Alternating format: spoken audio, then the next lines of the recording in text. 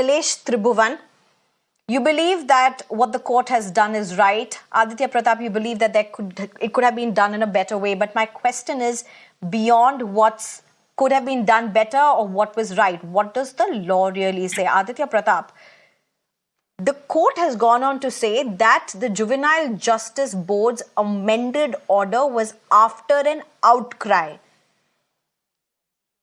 Isn't that a very sweeping statement? Are we then saying the JJB from day one of hearing this entire case to day two of eventually amending the order and the whole furor or the action that was taken eventually was completely a sham? Is that how we are supposed to see? Common people, is that how we are supposed to see?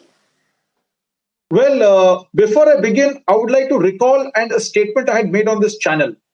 People say law is an ass.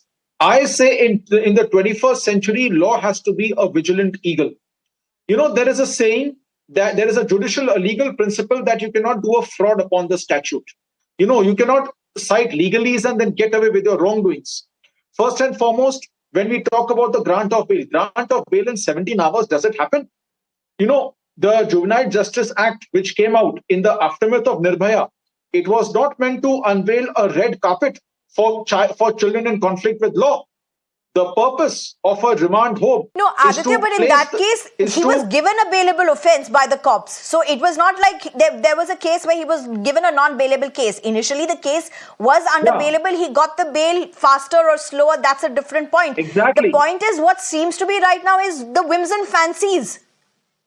Where's the law? See, first and foremost, exactly when the court, with utmost respect for the Honorable Bombay High Court, if the court is of the opinion that his bail was cancelled and he was taken back into juvenile court based on the remand home, based on an outcry, well, I'll say it very logically. Why did the outcry happen? The outcry happened because the accused was a rich and a powerful person, because the system was being perverted from top to bottom.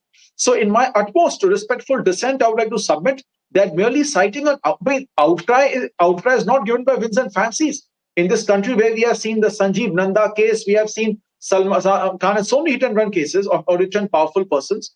The outcry has arisen from a reason, and the court should ignore the outcry. Honorable court should have looked at the entire chain of circumstances. 17 hours the bail is being given, not even a chance to, normally at least 2-3 days lapse, chance is given to oppose the bail.